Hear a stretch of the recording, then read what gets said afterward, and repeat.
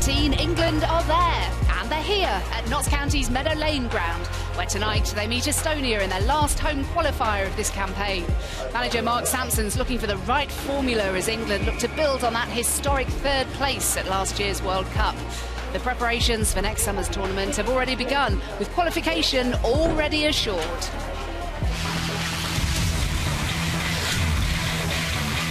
Decent start. And she's gone for goal, and it's in the back of the net! Got there in the end. The lead goes across Jill Scott! England have the breakthrough! Got out of jail. Oh, that's a mistake by Karen Morrison, balls in her head! Will it drop to Jill Scott? It does! Relief for England!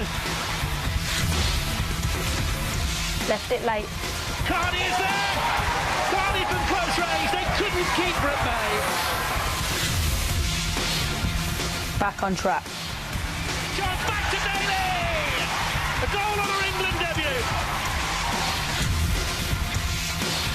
Job done. 7-0, England absolutely rampant now.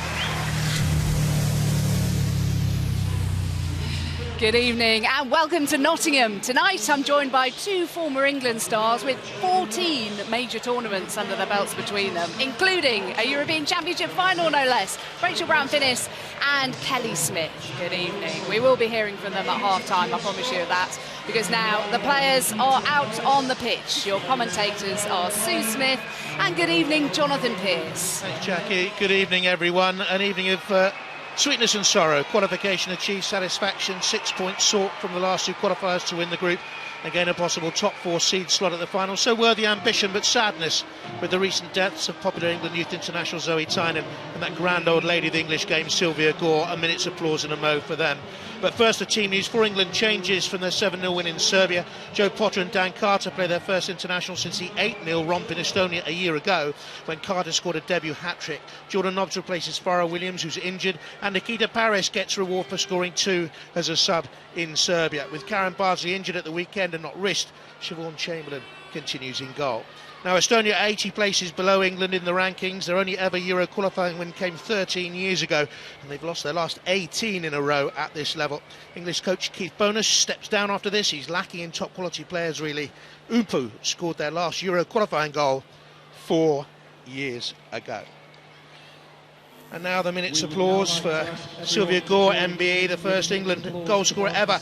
Scored against Scotland in November 1972. She served the England's winning game for 60 years. And England youth international Zoe Tynan, who has died aged just 18. She played for Everton Ladies and Manchester City and Fylde Ladies, and as a little girl she played for Liverpool Feds as well. Both will be very badly missed by the English game. A lot of the England players went to Zoe Tynan's funeral on Monday. International goal in a 3-2 victory against Scotland. I know a lot of those England players have felt her loss very sadly over the last few days.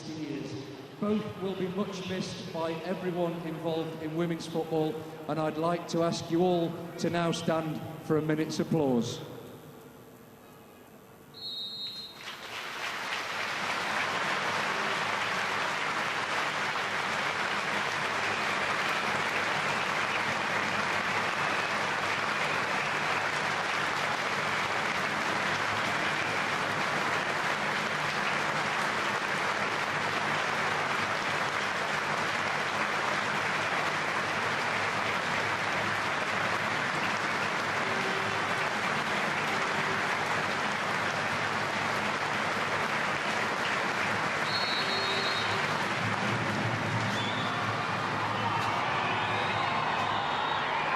Sue, I know you knew Sylvia Gore very well. I did, yeah. She's a very close friend to me, and you know, I think the word legend's used quite freely in sport and football, but she genuinely was a legend of the women's game, a real pioneer. She's somebody that helped me with my football, playing for a local boys team, and she took me to play for my first ladies team, and I'm sure so many other girls have got similar stories, so she'll be sadly missed by me and by everybody associated with women's football. Also, in terms of mentoring the English women's game. Keith Bonus, the Estonian coach, there's Mark Sampson, the England coach, played a big role in helping a lot of England players over the years, especially when he was down at Charlton. He coached, for example, Marianne Spacey, the England #2. There is Keith, to her UEFA B badge. She's at the moment studying for her full pro badge, and is on the bench down there. An England legend in her own right as a player, of course, Marianne. And it will be England who will get us off and underway, kicking from right to left in this first half. Ball, of course, goes backwards these days, and well, the referee's unhappy with it, presumably because the England cavalry charge on the far side went too early. I haven't seen a lineup like this at full international level for a long time from the kick-off. But immediately England on the front foot. Yeah, I was going to say, you can see exactly what their intent is, and that's to go forward at pace and quickly, straight from the kick-off. Steph Houghton, the captain, and Joe Potter, who played left side centre-back against Germany in the bronze medal match in Canada at the World Cup levels. When I watched that game on a big screen in Vancouver, I seem to remember, getting ready for the final the next day. We did. Certainly a nice place to watch a football match. I was the sober one. Here's Lucy Bronze. I was waiting for that. Now there's a little foot left in there on Gemma Davison, nominally the right wing back, should play as a winger. Carney into the penalty area, brought down neatly there by Dan Carter. Demi Stokes. It's a good run in by Carney. First corner of the game for England in the second minute of play. That was a great ball from Joe Potter, and that's what she's brought into this team to do. She's got a fantastic left foot. Good run, spotted Karen Carney's run and just played it into the space. They ripped them apart. A year ago, next week it was, in Estonia, winning 8-0. Watch for the run here from deep, Lucy Bronze, but it's another corner kick. Conceded there by Katrin Lowe. She's just signed Flora Tallinn at home from a club in Finland called Mariappa. She's there again, and it's the same result. A lot of these Estonian players have only been playing football 4 or 5 years, and I know Keith Bonus over the years since he's been there has worked a lot with the under-17s, under-18s. I think she's winded with the ball caught her, but the development of their players, a little bit like the development of English players a couple of decades ago, I would say. They're that far behind. In comes the corner from Carney. Houghton was in there. First chance of the game for England. I think you'll see a fair few of them. Yeah, that was a better corner from Karen Carney. The first two didn't beat the first player on the post, but good delivery here, and Steph Houghton just manages to get in front of a player, but just can't quite direct the header where she wants it to go. But that's exactly what England need to do. They just need to put the ball in the box, get players on the end of it, and if they can score early on, could be another 8-0. 8 goals for her country. Last came in those World Cup finals. It's a sprint now. Nikita Paris is off and after it. And it's another corner for England. We've had 2.5 minutes of play, and England have had 3 corners already. In Estonia, they ripped the home side apart down the right-hand side, where Gemma Davison was playing as a very high wing-back, and that's what she'll do again today, and they will attack down the flanks. Here's Carney with the corner once again in her 118th appearance for England. Davison trying to find Jill Scott. Jordan Nobbs is in space. Injury hit at the World Cup final. She's played 7 of the last 9 games. Missed the last couple actually. And here is Davison, bags of pace, but good job done under there by Eneli Valls. Fairly experienced, she has 42 caps, playing as the left side of a midfield 4, but most of the game you'll see Estonia with 11 behind the ball. And it's a mark of respect for the English women's team that most of the sides they faced in these qualifiers, including Belgium, have really tried to smother England. Like I say, I think that's credit to England and how they performed in the World Cup, that teams now come here and they defend because they know how good England are at going forward, and then that's a test to Mark Sampson, how he can break those teams down.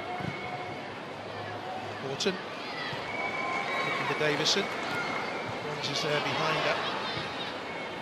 So bounce towards Sini Arnu, who's got 25 international goals. Plays abroad in Finland for the Palokisat club. She's the second highest scorer in Estonian football. But she hasn't found the back of the net in this qualifying campaign. None of them have. Blocked. Could get a cross in there. Bounce.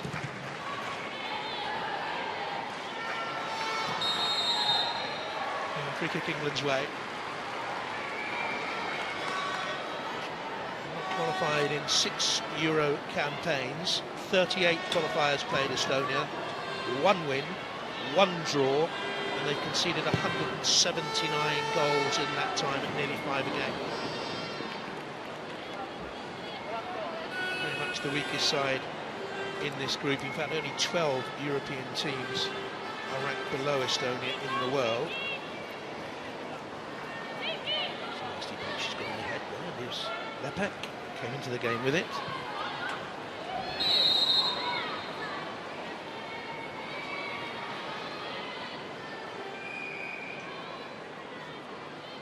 Nikita Paris only 22, Daniel Carter 23, Jordan Nobbs hard in the field 23, plenty of youth in this English side tonight.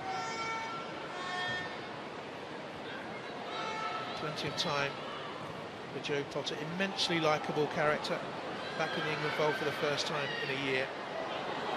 A little bit of hesitation there. Ian Chamberlain stayed in the 6-yard area, but England look allowed to play out, no pressure on them.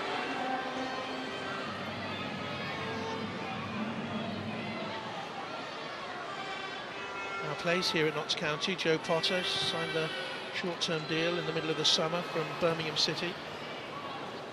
She's actually been playing really well for Notts County as well since her move from Birmingham. Keep watching highlights and she's always involved in those highlights, making a fantastic pass or, you know, putting a cross in, scoring free kicks.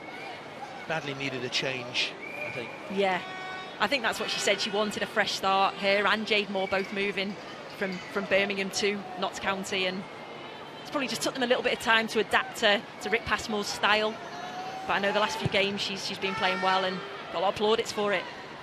A moment ago I told you about those Estonian grisly facts. England in comparison have won 16 home qualifiers in the last 17, only Belgium have escaped with a draw. There have been 49 qualifiers going back to 2003 in a defeat against France, when I think Pauline Cope, Keith Bonis's wife, the Estonian manager, played in goal for England that day. Anyway, it's an effort by Dan Carter. Davison on the outside, decent cross in. And when it comes to Demi Stokes inside the penalty area, here's Jordan Nobbs. Lucy Bronze wants it, one of the stars of the World Cup campaign, drills the cross in, and very nearly 1-0 from Nikita Paris.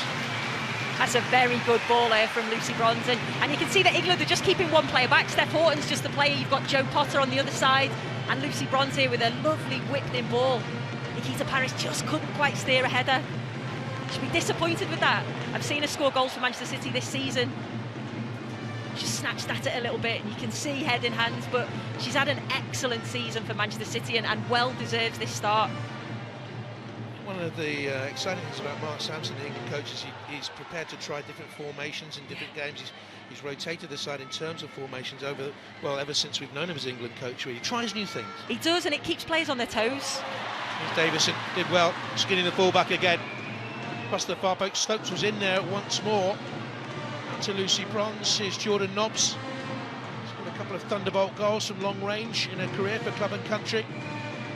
One in a European junior final, I seem to remember. Here's Davison. Scott with the cross. Brilliant control by Carter. Well, she got a hat-trick in Estonia, and she opens the scoring tonight in the 9th minute. England 1, Estonia 0. Dan Carter's second England international. her fourth England goal. That's a great finish from Dan Carter. She scored in Estonia after, I think it was about 2 minutes. She's now scored within 10 minutes, and this is good build-up play from England. 1 and 2 touch passing, just comes to Dan Carter, one touch, turns, and what a finish into the bottom corner. It was a good ball in initially. She shouldn't have time. The defender just gives her so much time and space, but it's an instinctive finish. Good finish. She'll be happy with that. That'll raise her confidence and the team's confidence. Lovely turn, allowed to turn, it has to be said, but she got the shot away. What a year this will turn out to be for her. Having scored, of course, at Wembley. And Arsenal beat Chelsea in the FA Cup final. Chelsea, though still in with a shout at the title, they go to Manchester City on Sunday week. Manchester City avoid defeat in that game. They will be champions. Miscontrolled there, Jill Scott ready to pounce for it. Nearly came to Nikita Parris. Karen Carney digs it wide to Demi Stokes. Manchester City player, of course. That's a lovely cross in. And just edged away in their vital defender. I think it's Pila Radic who got it away. Plays abroad in Finland. Over 50 caps, in experienced international, but not in this class, not against England. And Davison again, a lovely cross in, just too far for Carney. Stokes is there. But you've got to feel sorry for the left back of Estonia. Ragni Hindrimäe is being torn apart. She's being absolutely torn apart, and they've just isolated, saying, Gemma Davidson, every time you get the ball, have a go at her and get that cross in the box. If you're a centre forward, you'd be loving these deliveries. Well, they haven't really learned from the performance against England at home. Hindrimäe didn't play at left back in that game, but whoever Davison came up against in Estonia, she absolutely destroyed.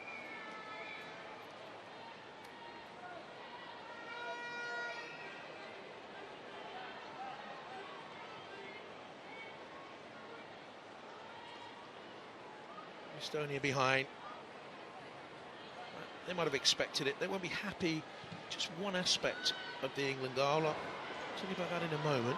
Just got a little suspicion that might have been a handball in the build-up. Well, might just be me grumbling about things. I'm of that age too, to be honest, but very much a pint glass half empty man. Here's Potter. Wharton. Davison. Joe Potter scored in that game in Estonia. See what England are doing so well, they're switching the ball from one side of the pitch to the other, just making Estonia work. And I guess their fitness levels will be nothing like the England players. No, not at all. They won't be training every day. I'm sure they've not got the same fitness plans and programmes that our girls have got. He has tried to encourage that in Estonian football. Keith Bonus, who's very well respected coach in England, could be back in England shortly coaching. Here's Demi Stokes, pulls it back, off the bar! So unlucky there, and Jill Scott makes sure, and it's 2-0 to England, and they are already in the driving seats in the 13th minute. It's exactly what Jill Scott does. She follows up on everything. She puts herself in the right place at the right time, and good play again. They're getting the ball out wide, and that's where they're getting joy. They're interchanging positions. A little bit fortuitous there, but Demi Stokes with the run and just gets the ball in. I thought this had gone in off Nikita Parris, hits the bar, but Jill Scott, right place at the right time. You see her score goal after goal like that. Good play from England. She now has 5 goals in this qualifying campaign and is amongst the top scorers in the qualifying competition. One of the tallest players out there at 5'11", and 18 goals now for her country. Here's Carney. Stokes. So easy for England. And even on a very off night, and they've had 1 or 2 in this qualifying campaign, they would have been expected to win this by 3 or 4. But if they carry on as they are, they could run up, well, a record victory. The record was 13-0 against Hungary back in October 2005. Estonia's record defeat, by the way, 11-0 away. Peter Paris battling for it and winning the free kick.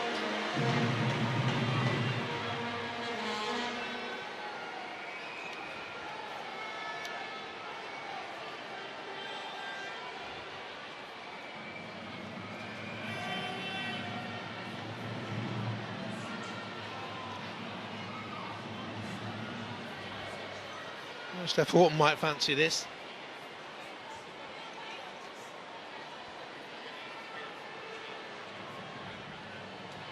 What is she, 24 metres away from goal?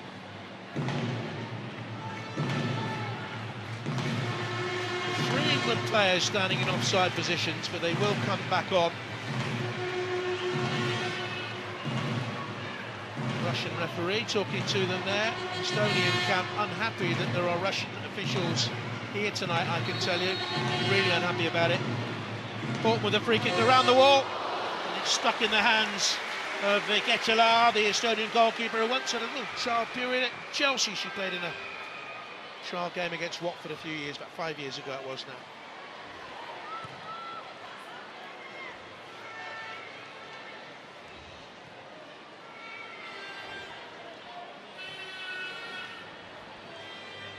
Jordan Nobbs gets through so much work. Here's Stokes. Potter. All the time in the world. Demi Stokes. Too easy that on the outside of Lil Slepik. Little pullback and the return. A bit over-ambitious from Karen Carney. England overplayed that. Yeah, I think they were just on a different wavelength. But every time Demi Stokes gets the ball on this left-hand side and Gemma Davidson on the other, they're just looking to beat players. A goal, open the scoring. Was it handball as it comes in? Is my memory playing tricks on me? Oh. Well, it hit her on the arm. It did hit her on the arm. Here it is again. So as the ball flicks up, oh. I think she moves her right arm down to it. Yeah, she does. And out comes Ketela again. You don't want to take that goal away from her because it was a lovely turn and finish, but it did hit her on the arm. And I will tell her afterwards that it was you who brought up the complaint. Just signed, or just promoted with Metz, the goalkeeper, tall goalkeeper, 5'11". It's another England break into the box.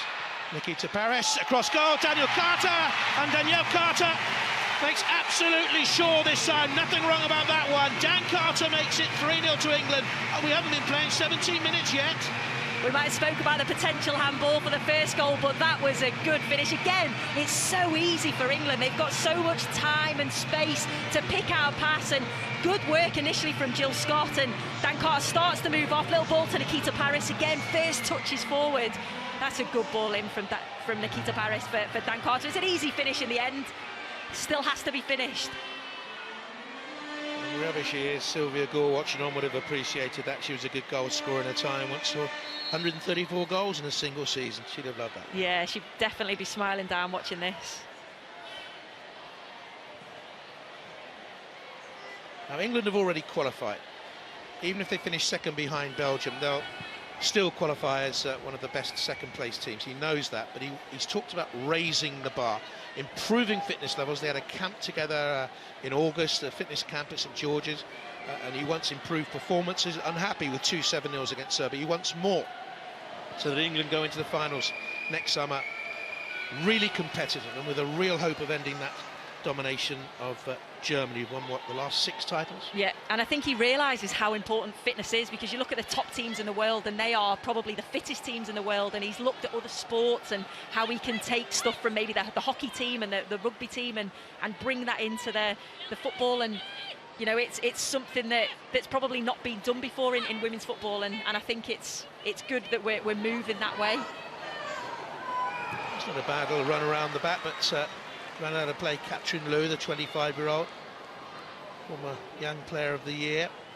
Now, one thing that's bugged me in recent weeks, Jill Scott and Steph Horton, the only England players anywhere in the voting for European Football of the Year. I think Jill was 28th, I think Steph Horton was 34th. Kim Little of Scotland, very, very good player, was 14th. But England finished 3rd in the world 2 summers ago. I mean, know, these are players playing at the highest level. That really hurt me. I couldn't understand it at all. Yeah, or me. You can't believe it, like you say, but a team that's finished third in the world surely should have more players in there. Lucy Bronze, you know, like you say, Jill Scott, could she have been a little bit higher? And they had some players had fantastic tournaments. They've been ignored. Oh, it's over the last 12, and that's handball, surely. Not given against Ina Zlitnis, but a terrible pass out. And Davison here with a chance for England. Davison squirts it beyond the goalkeeper. And another corner for England, and very nearly a fourth goal. It's very nearly a fourth goal, and an awful mistake. That's a definite handball at first. Plays the ball back to the goalkeeper, who then just gives the ball straight to Gemma Davison. I wonder, could she have maybe had a shot after that first touch? She maybe took another touch, and defenders managed to get back and block the shot. The year she's had, Gemma Davison winning the league with Chelsea last year, cup runner-up this year, because if they're going to be league runners-up, well, no, maybe they'll go to Manchester City and win and prolong that title race. We'll wait and see. And here by Carter, just launched away. Kathy Undu. Here's Jordan Nobbs. Arsenal Cup winner for the 4th time in the spring. Scored a terrific goal in the 2009 Under-19 UEFA final. Jill Scott won that back. England hunting for another hit. Movement in the penalty area, pulls it back to Jordan Nobbs.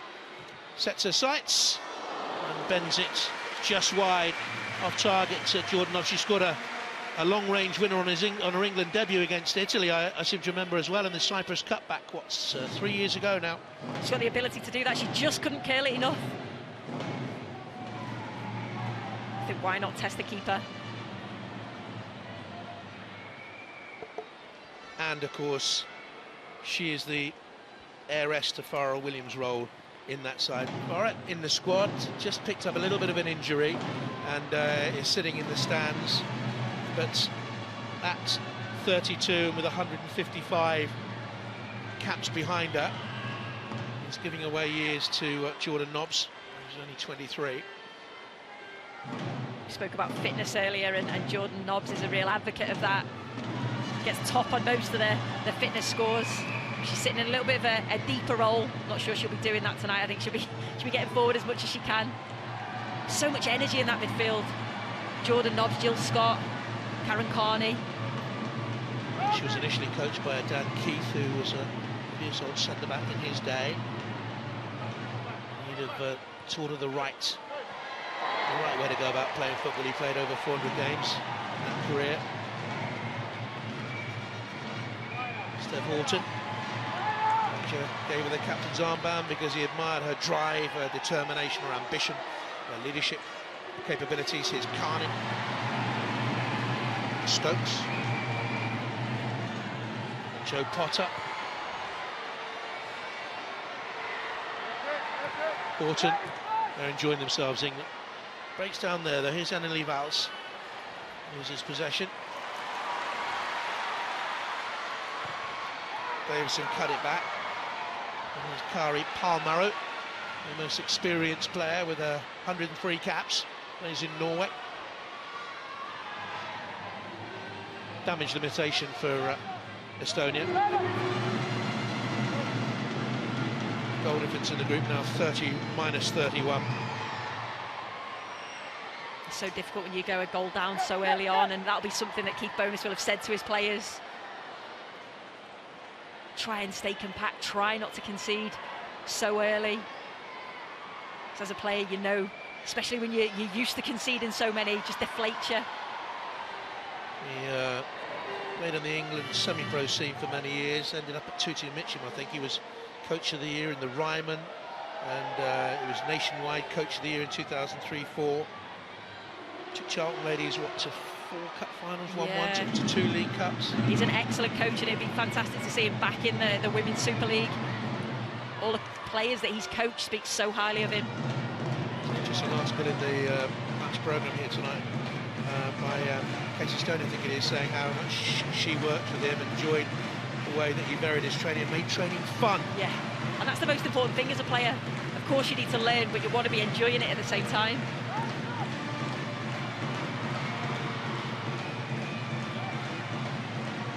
Joe Potter, who's enjoying being back in the setup, I'm sure. 12 years on for her England debut against the Netherlands. So overlooked, wasn't she, for 6 or 7 years, 2007, 2014. Why was that? I don't know, it's a good question. Because she's always been playing for, you know, a top club, and she's always been performing. I suppose it's just opinions and whether, you know, Hope Powell at the time thought that she was playing well enough. Carney with the cross, keeper has spilt it, nearly comes to Jill Scott and just edged away in there by Kyra Palmaro. England with the pressure on still. Bronze with the cross in, all taken down by Danielle Carter. And launched out and a possible break on momentarily.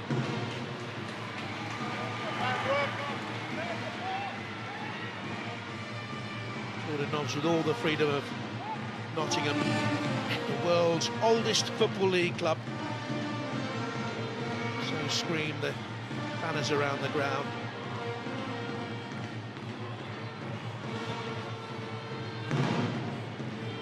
Then towards Sinyi Marnu. Much changed. Meadow Lane now holds about 20,000. The average here, though, for Notts County, under 3,900. That's struggling a little bit, 17th in League Two. First game ever played here was County against Forest in 1910. 27,000 people came. They paid the grand total of £775 in gate receipts. Such a historic ground. Tommy Lawton, great Tommy Lawton used to play here.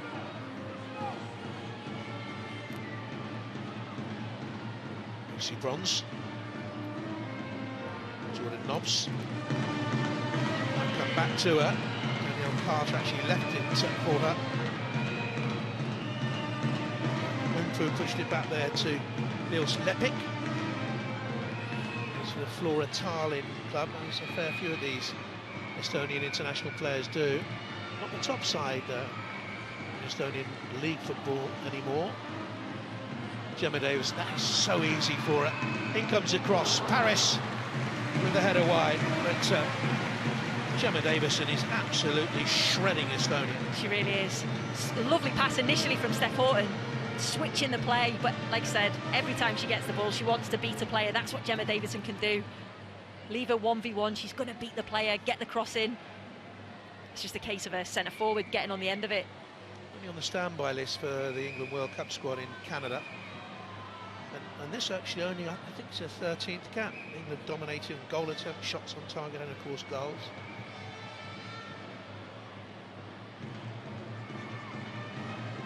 Punched away by Catherine Leu. It's their second highest cap player with 75 internationals. Marnu closes down on Joe Potter, the only Estonian player to score more than one goal in the last 12 months in any level of football, at international level that is. Here's Carney. Harris, shirt was being tugged. Jordan Nobbs sensibly just pulling away a couple of yards to gain some space. Giving it to Jill Scott, Davison. There she goes again. In comes across looking for Jordan Nobbs. She'll have a second go. Back to Lucy Bronze.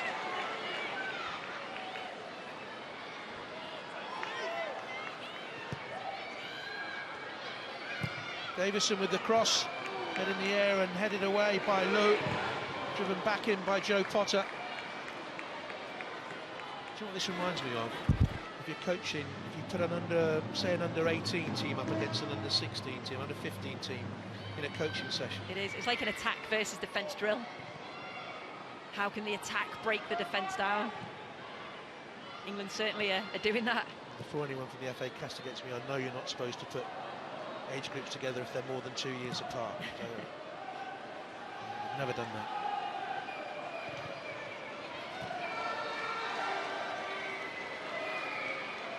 Here's Nikita Paris. Back to her. The Manchester City player. And if they win the Super League this year, whether they'll go on to dominate it. Manchester City, they have backed it with real money and investment, first team level and down to the junior ranks, wonderful Manchester City academy. They do everything right, Manchester City, both on and off the field. I think it's a model that a lot of teams can look at, try and emulate. Scott.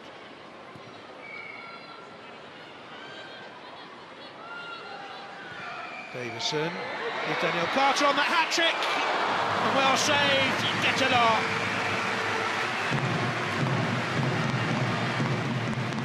That was a good save.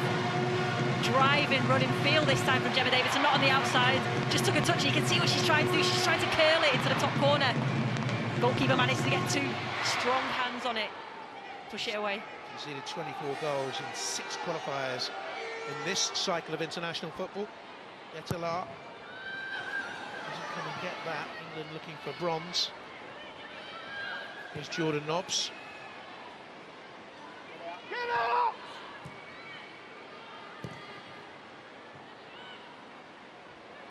Just a slip there by Davison. Bronze recovered the situation and Horton will find her again. Overplayed that in the Jill Scott was fouled. What used to be called in the game a hospital ball into her because it invited a hefty challenge.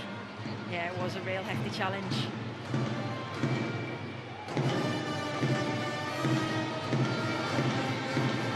It's to hurt Jill Scott. Great competitor, isn't she? Oh, she is. She works so hard for the team. 110 internationals to her name now. It's Jo Potter.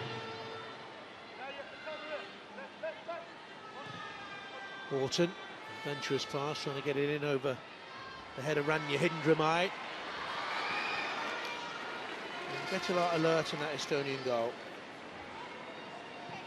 So I've been really impressed with England's work rate. Because I think when a game's so easy like this and you're just attacking all the time, it's quite easy to just sit back. But as soon as they lose the ball, there's like 1 and 2 players trying to win the ball back as quick as they possibly can.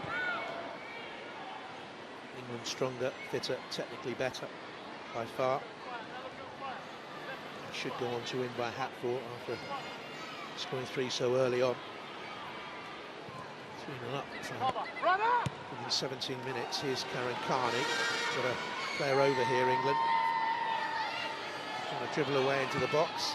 And I think that's one of the dangers when you are this comfortable in the lead. You do try and elaborate. Yeah, you probably do things that you wouldn't ordinarily do. Because you think you can take 3 or 4 players on, or you can shoot from distance. Potter with the crossing. Jemai just saw then Davison coming. To be fair, she won't know what Gemma Davison's face looks like because she's only ever seen her running away from her tonight, but she was terrified. See the back of her heels, doesn't she? Yeah. Horton.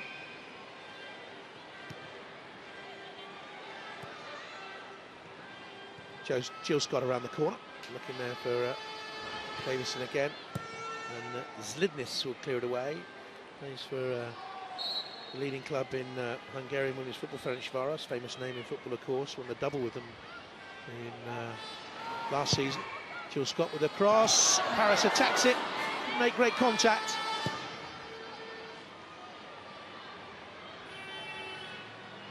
Given that Estonia will be expected to wilt in the final third of the game, England will look to score 6 or 7, I'm sure. They'll be disappointed if they don't.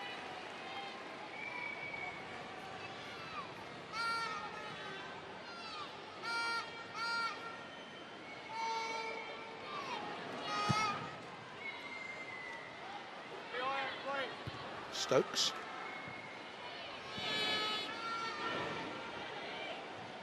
And again, Carney.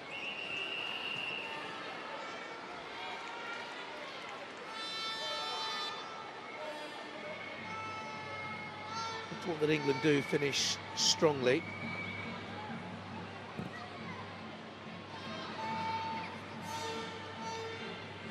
Win this one convincingly, and then when they go to Belgium on Tuesday, win that. Belgium, by the way, won in Serbia earlier today. 3-1 to technically take the lead in the group for a little while by a point. Started the evening on 14-2 behind England. Now a point above England with this game going on. Now it's also important because England just behind in the European coefficient table at the moment. Why is that important? Well, the top seeds for the draw, which comes up later on this year, will come from the top 3 in the Euro coefficient table, because the Netherlands will be a top seed as host. This is the way we believe it will go. Germany, France and Sweden above England at the moment. But England, if they finish strongly in qualifying and the Swedes don't, England might get a top seed slot in the Netherlands next summer. Why is that important? It means they would avoid Germany and France. So, you following that? I'll ask questions later. I told you that, never mind. Stand up. Work it. Here's Lucy Bronze. Keith Bowness must have said to his team, look, whatever you do, try and keep the ball, because if you give it to England, you might not see it for an hour.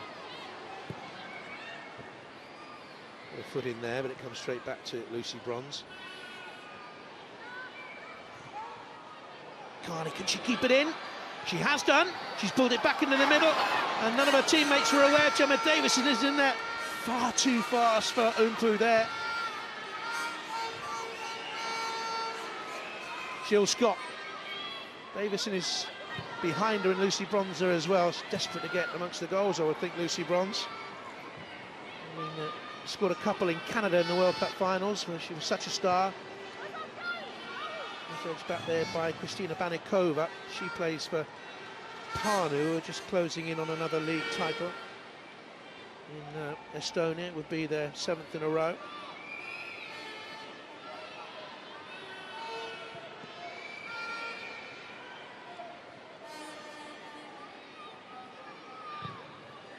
Jordan Nobbs and Davison. And finally realised they've got to double up on Gemma Davison. Across there was Kyra Palmaro. I was just going to say, it took them 35 minutes to actually realise. Try and get across and help your defender out.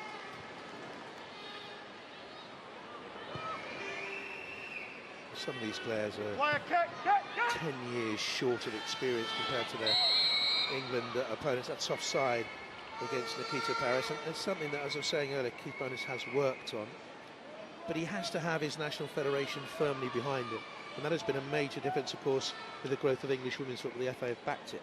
Yeah, of course. It must be such a difficult job as a coach going over there, and a coach that's used to a lot of backing from Charlton when he was there, and then I think he was at Millwall, to then go to a country that he doesn't have that. I think there's him and his coach and his goalkeeper coach and a physio. You know, you think of everything that England have got, structure behind them. They are probably 20 years behind. And the financial investment, and it's all paying off. The second FA Girls Football Week has exceeded the target of registration numbers a month before that event starts. There's a free kick here for a foul on Lucy Bronze. It's in the 10th and 16th of October. 31,100 odd women and girls have signed up. That's 9,000 above the target. And if you still want to be involved in that, if you are an organisation or you do have girls or a women's team, then contact the FA, get on their website. England looking for Jordan Nobbs in behind. It'll come here for Paris, and over it goes. And it should have been 4. Should have. Nikita Paris has probably had 2 good chances in this game that I would have predicted her to have scored. She snatched at it a little bit. Like I said, she's had a fantastic season for Manchester City, but she'll be disappointed with those 2 chances. The header early on, and then that chance then. A hat-trick against Aston Villa, was it, in the cup competition, in the Continental Cup? Through the final of that, aren't they, Manchester City? Yeah, I watched the weekend and she was excellent. Joe Potter allowed to bring it forward, and into Daniel Carter. Nikita Paris, good understanding between the two of them. Here's Jill Scott. And Davison again. Poor left back. Just a couple of step overs, pulls it back into the middle. We've also got to be fair to Nikita Parris that for Manchester City she does play wide of a front three, so she's not always in that central position. So I'm sticking up for their fellow Scouser. Enia Luco not involved at the moment. Tash Dowie seems to have fallen out of favour over the last couple of years. Ellen White, she'd strengthened the forward lineup, but poor old Ellen is out for the season with a collarbone. Collarbone. Yeah. She's picked up some injuries over the years. Such a willing worker as well. I think anyone involved with England's women's football would send best wishes. It's funny, I was talking to Ellen White and she's such a good trainer, and because of a collarbone she's obviously not allowed to do much training. She's still trying to do a one-arm plank.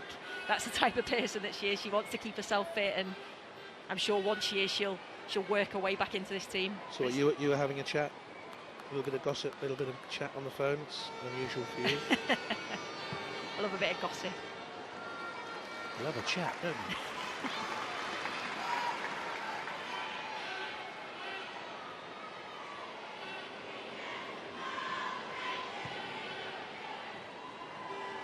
Jordan Knox. So comfortable. I mean, what can you do? If you're Keith Bonus now, what do you do? They're clearly not fit enough even to close England down. They can't get anywhere near England. Brilliant from England, though. It's been a job to do. You can only play against the team that's in front of you, Sue. That's the old maxim, isn't it? It is, and what they're doing well is that they're moving the ball around 1 and 2 touch. If they took more touches, Estonia probably could get close to them and close them down, but England aren't giving them any chance to do that. Well, England will be there. Scotland looking very good in Group 1 going into these last round of games.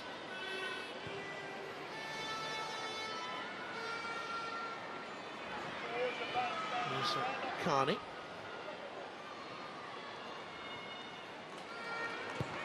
Back to her. Saw the run of Paris. Lovely football by England, that. And it hit Pilipadi. It's a good run and a good ball there. Karen Carney, definitely onside. Wins her team a corner. Well, it's one of 2 Estonian players who played every minute of this qualifying campaign so far.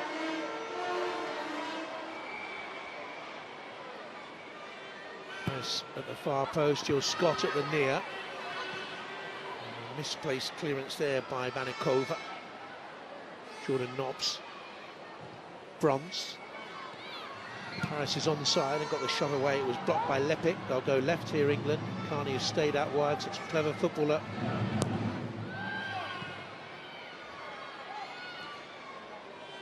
A great clearance by Lou. They're not helping themselves. Shot there by Potter. Jordan Knox was hurt. Gemma Davison's come to the left-hand side now.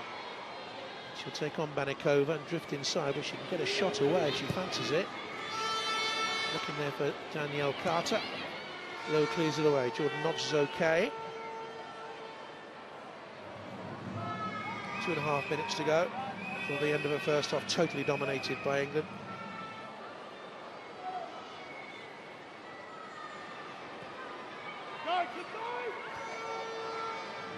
Davidson, 4 in the box. Jordan Knox just outside. She'll bypass her and bring in Jill Scott. And Bronze is further wide.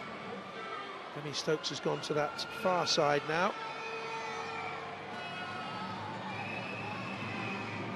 They've done the job well because it was a no-win situation really for England. If they win the game 6-0, they're not going to draw that much praise. If they win it anything less than that, they're going to get criticised.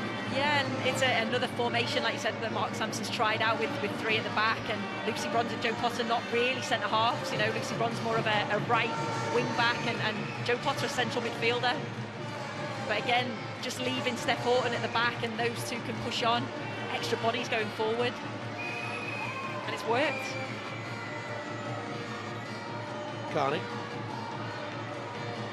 Gemma Davison just drawing away a few yards to lose Niels Lepic, the right back, into Danielle Carter. Carney tries to push it into Paris. Carter was following up. Kristina Banikova will clear it away. featured in their last 2 games.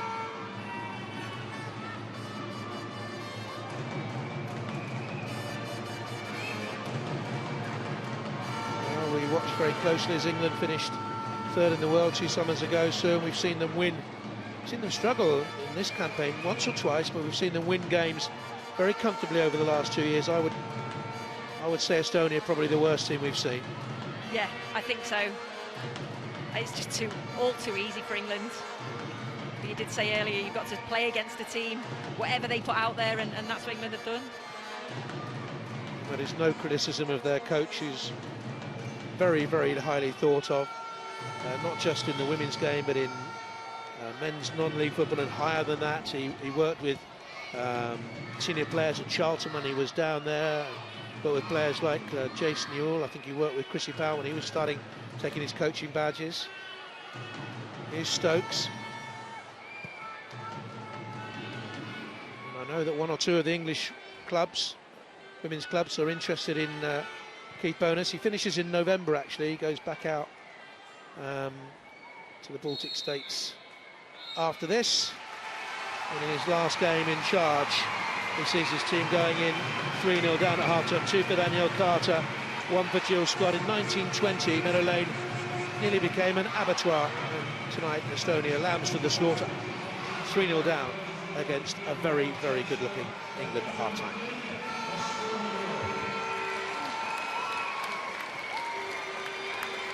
Well, at half-time, it was never likely to really be a cliffhanger, given the gulf of resources in quality and what have you between the 2 sides. But how would you assess what you've seen there, Kelly? Well, it's a very one-sided game, isn't it? Right from the start, all England, good composed possession right from the start. So much time on the ball, and that's because Estonia are sitting so deep. Jordan Nobsamy is controlling the game. If she can play it out to Davison on the right, if they can't get down that side, they come back out. They're patient. They work it through Horton, who then plays it back to Stokes. And for me tonight, Stokes and Davison are the key players. They switch it from side to side, 1v1s down the wing, and the quality of the crossing has been very good tonight. When you're playing the minims of the group and you're expected to beat them convincingly, what are the key characteristics that Mark Sampson would want to see from his side? Well, what you come up against is a very organised and a very deep team. We've seen it a number of times, almost 10 players, Estonian players, banking up in the box for England. So breaking them down is difficult. The way that you do that as an opposition is by using the width of the pitch. So stretching the pitch, making Estonia chase England, which England have done very well. Limiting your touches to 1 and 2 touch, which obviously speeds up the game, and we get the ball from right to left as quick as possible. And seeing those early passes and drilling them in with a little bit of fizz. England have done that so far this half. Some of the passes have not been quite as crisp as I would like, but that's the key to breaking down a team like Estonia.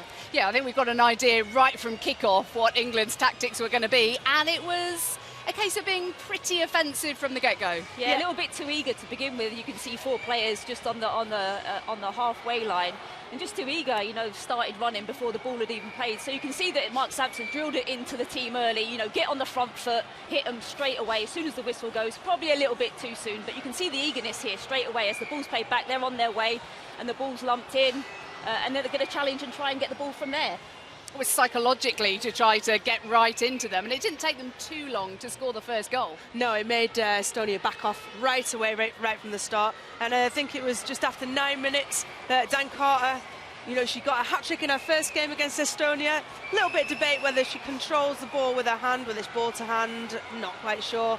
But really, England had piled on the pressure before that. They'd had chances just a minute before that with Bronze crossing to Nikita Paris. But this is a great little touch, turn, and a beautiful drilled finish across the goalkeeper into the bottom left-hand corner.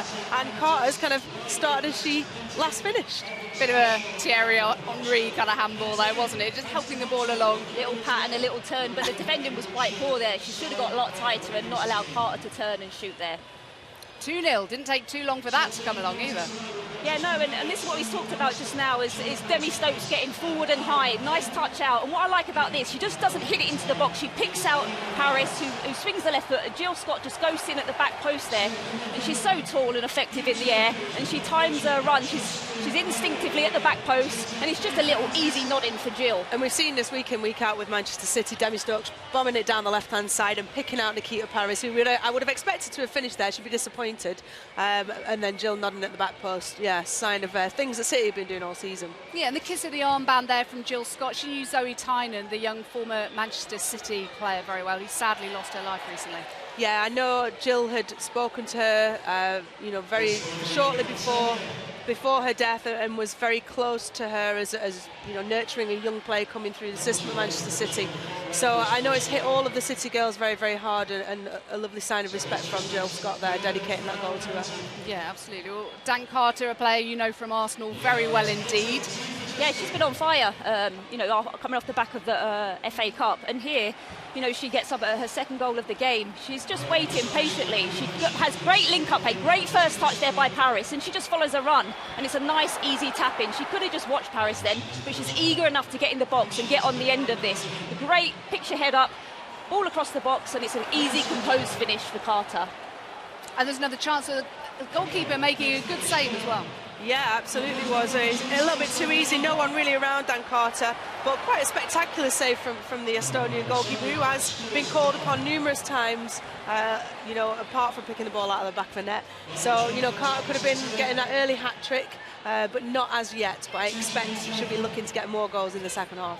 You were mentioning, Rachel, that you thought that England weren't quite as clinical in their passing as perhaps they should have been. Is that something that happens psychologically to you when you are so much the better side that you can get a little bit sloppy in your play? Yeah, it's easy to take your foot off the gas and it'll be a little bit too easy. So if players not closing you down, you might take a couple of extra touches. But in a game like this, you limit yourself to 1 and 2 touch and you keep that ball moving. It's easy at times when you have too much time on the ball to pass when you should dribble and dribble when you should pass. But for me, I've been quite impressed with the start of these 45 minutes. They're spraying the ball very well. Jordan Nobbs, for me, is dictating the play, and Steph Wharton spreading the ball from left to right. And I see a patience tonight from England. They're not getting frustrated. They look very composed and confident tonight. Yeah, certainly early goals help. I think the men would have loved a few more early goals in the summer when they had to break down some of those tight defences, wouldn't they? Well, England have qualified for Euro 2017 already. So how do they go about improving on their third place at last year's World Cup?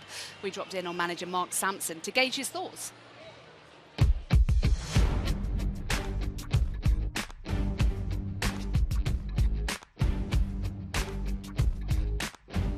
Certainly we don't want this England team to be a team that teams can work out easily. So we're aware of what we need to do to win football matches. We always try and get the best out of our players and hurt the opposition wherever we possibly can. So that's always our objective with our tactical plans and our game strategy. And we're very clear in terms of what our principles are. And I'm a big believer that as long as your principles are clear, formation's really just like phone numbers. And, whatever you play, you'll know this England team is this England team because the principles they adopt. One of the big challenges when I came into this job was that you always felt, looking behind you on the bench, you had guys who want to play, which is football, but also maybe there wasn't that mentality they want their mates to do great. I think now we're in a place where they all want each other to do great and push each other to their maximum level. So if I get my jersey, I know I've earned it. We want to encourage that mentality over the next 12 months to make sure they fight each other hard, to find a way into the squad, and they keep doing it over the course of the Euros to make sure they compete for a spot in the team.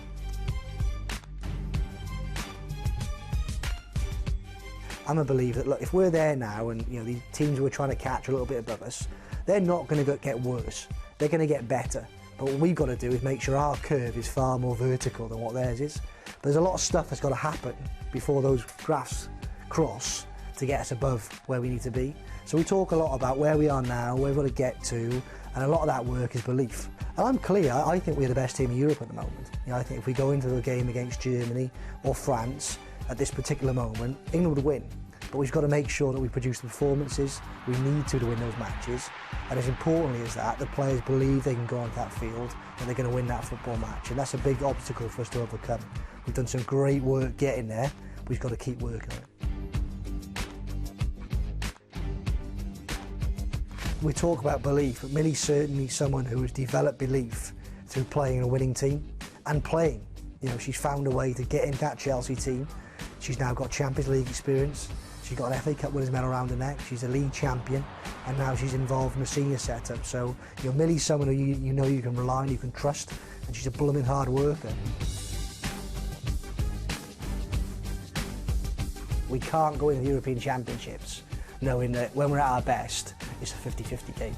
We've got to go into these games against Germany and France and Sweden and Norway and be clear that if we perform, we're going to win football matches. And only when we're not at our best, we've got to find a way to win a football match. So we've got a lot of work to do to get to that position. I want to make sure when we go there next July, we want to make sure that players are in a position to walk across the white line and they know that if they hit the right levels, there's no one who can stop us. Yeah, Mark Sampson has an embarrassment of riches, and I'm sure Keith Bonus, the Estonia manager, would love to draw on. You mentioned Millie Bright there, a talented up-and-coming player at Chelsea. He's not involved tonight. I saw her tackling you, by the way. the VT cut off just before you got your retribution, Nearly broke my leg, I think. No, Millie's a fantastic player. She's proved, like Mark said, she's come in and established herself in a tough Chelsea midfield. She's strong. She's built this way. She's very muscular. She's very hard to beat. She reads the game well, and she's got a great diagonal ball. And we've seen tonight, how important the diagonal ball is, switching the point of attack. So, who knows? She might feature against Belgium. But who else would you like to see at the European Championship next summer who's not involved tonight? We've got a number of players that aren't here tonight. Eniola Aluko. Over 30 goals for England. Katie Chapman, Tony Duggan, Frank Kirby's out injured. Jodie Taylor, my teammate at Arsenal, hasn't featured a lot. They're just 5 players that I've named. Ellen White with the shoulder. There's a lot of players that are missing tonight that will be eager to get back into this squad. And what about what Mark Sampson said there, Rachel, about... He said, let me be clear, I think we're the best team in Europe at the moment. Do you think they're better than Germany and France, for example? Well, it's not really what I think, it's what he thinks, and it's what he... No, I'm asking you what you think. And what he makes the team think. I think mentality is a lot about what he's trying to push this England team towards. So, yes, I do think that England are one of the best teams in Europe. Obviously, they'll be going to the Championships next summer and expecting to win it because they've ticked every box. They're pushing on every single level, on the physical, the mental side, certainly the performance aspect of their game, and how he's creating a really positive team dynamic and what their expectations are of each other as a team. That, I think, is the next level of where they need to keep improving to start winning championships. So giving a lot of confidence to his players, perhaps. Well, one of his players who's not involved tonight is injured. England defender Alex Greenwood is talking to Joe Curry in the tunnel. Alex, that was a solid first half from England. What are your thoughts on the first half? Yeah, like you said, it was solid. I think it was good to get a goal early from Dan. Settled us down a little bit, and we've played some really good football, really good attacking football, and there should be plenty more goals second half. Is it fair to say they could or maybe should have had more goals in the first half?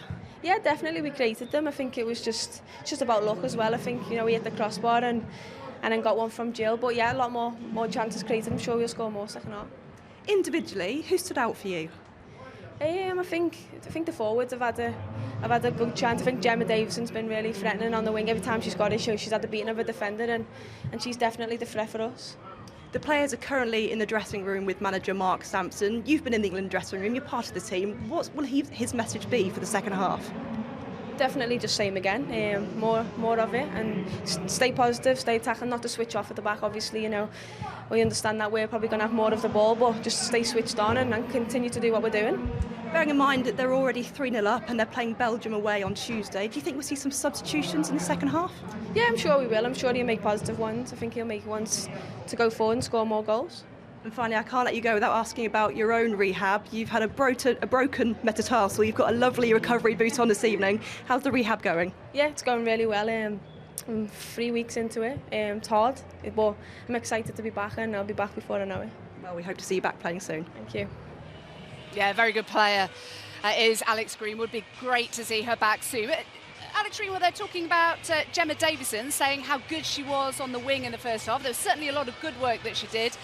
Sometimes gave the ball away as well. But let's start with the good stuff. Yeah, Gemma has so much pace. She's frightening, especially plays in the WSL for Chelsea. When she gets in a 1v1 situation, you've got to get as tight as possible, because she just drops her shoulder, and she's got so much speed and her quality. I've really been impressed with her crossing tonight. And overall, I think her play's been very good. Look, they step over and see you later. The quality of the cross there, good. Getting the ball behind, trying to get the ball behind the defender.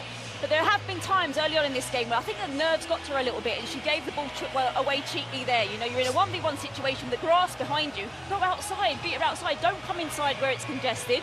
And here, look, gives the ball away again. When you've got Lucy Bronze just there, just give the ball back to her and then come out the other way. Yeah, she sometimes overcomplicates things. I think there's no doubt in that Gemma Davison has the quality. It's sometimes her decision-making that has let her down in the past. Yeah, so when she's playing there against Estonia, who are ranked so much lower than England in the world, do you think Mark Sampson's likely to play that formation with her there against one of the better sides in the world? I mean, Gemma will be given a kind of more of a free role tonight, and you can use Gemma very effectively in that role against a more structured team, a team that's a lot harder to 1v1 to get past. Maybe Gemma Davison would have to rethink her tactics, and maybe that's where Mark uses his squad more so.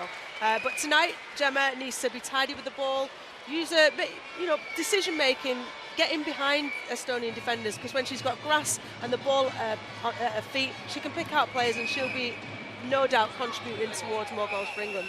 OK, well, it's 3-0 at half-time. The players are back out on the pitch. Be interesting to see what Mark Sampson has in mind for the second half, whether we see many more players and whether they go for the kill or not. Let's get back to our commentary team of Sue Smith and Jonathan Pearce. Thanks very much, Jackie. The England players in a huddle. Can't see any changes out there by the manager at the moment. I'm sure the changes will come. Just extending that debate they've had. If you look at the England squad, maybe to go out to the Netherlands next summer, one of the things that he can't do, Mark Sampson, he won't be able to take Claire Rafferty, Demi Stokes and Alex Green. One of those girls, and it was Demi Stokes, of course, who missed out in the World Cup, won't go. It was, and she played right the way through up until the World Cup and then got left out. And I think she was one of the players that everyone was really surprised at being left out. And again, she's played the majority of these qualifiers, played well. So it'd be a real disappointment if she got left out for the Euros. Only missed one qualifier so far. There's Estonia in the blue and black, get us off and underway. Immediately lose possession. Kairi Palmaru. Katrin Lowe hasn't had a bad game for them. Probably their best player, actually, the 25-year-old Floretalin player. Had a very enjoyable atmosphere here. They had a young girls' game on at half-time. I think that was the final of a competition that took place earlier on in the Nottingham area. England had possession with Lucy Bronze towards Danielle Carter.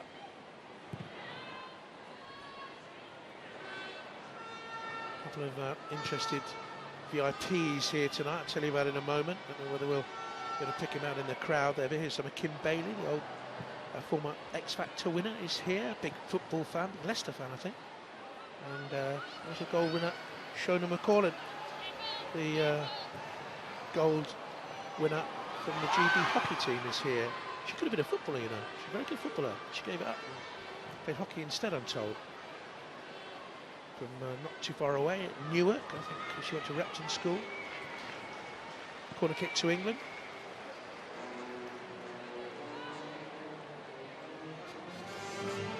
They're in no great hurry to take it. Jogging across. 3-0 up and they've barely broken sweat. Some of the England football has been very good to watch. Easy on the eye. Erin Carney will take this. Horton is in the middle. Behind her is Lucy Brown. Steph Horton. It's quite interesting that on that corner they had actually 4 players that went out for the short corner, which was just to drag some of the Estonia players out and basically give Steph Horton a free header. Well, she'll captain the side next summer if she stays fit. She's had heartache in previous competitions. Steph Horton, by the way, she missed the 07 World Cup with a broken leg. She missed Euro 09 with cruciates. But who will be there in the squad alongside her as centre-backs? Laura Bassett involved in this, but not in action on the night. Notts County player, of course. Joe Potter's done very well coming in tonight. Casey Stoney, MBE, former Notts player, now at Arsenal. She's watching from the stands. 129 caps, vital experience, have around the dressing room area. I think she'll be 35 come next summer. That's another one for him to think about. It's difficult for him, but I'm sure he's pleased that he's got that dilemma of which players to take, because players are performing. Lots of competition for places. Here's Carney looking for Paris, who's offside.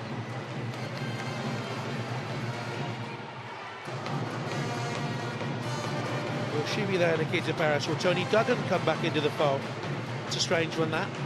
so many names that you can say. Tony Duggan, who's been playing well for Manchester City, watching her a couple of times this season.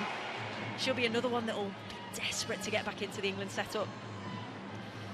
One thing Mark Sampson does, he keeps his players on their toes. He keeps them guessing. No one is safe in the squad. There are no favourites. Here's Karen Carney. Jill Scott. And easy in the end for Guetala. That was a criticism of previous English regimes in the women's game. Yeah, I think so, and I think the fact that Mark Sampson hasn't done that, he's come in and he changes his team, he rotates his teams, he plays players that are in form. And like you say, keeps you on your toes as a player. That's all you want. You know that if you're playing well, you're going to get a starting position.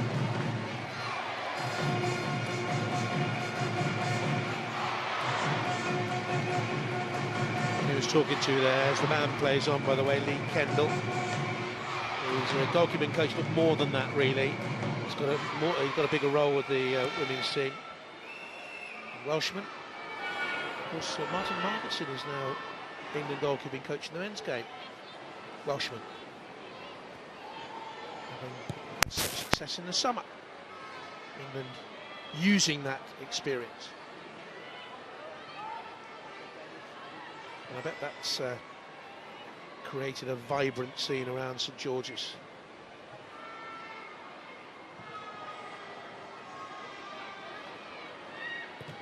Steph Horton to Jill Scott.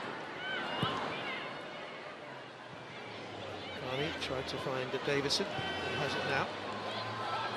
Three in the middle to hit. Pulls it back to Jordan Hobbs, just taken away. Vital clearance and followed up and lashed wide by Karen Carney.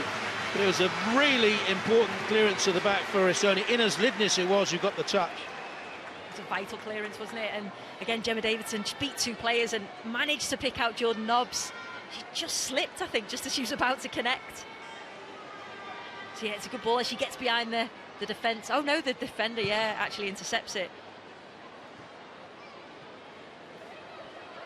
Lidnis. A bit of pressure on the goalkeeper. That's why she raced the pass out. Another thing about the England setup is that Mark Sampson will listen. He's got Marianne Spacey in the dugout. 91 capture England, and Lee Kendall he listens to as well. Takes advice. Here's Jill Scott. Davison.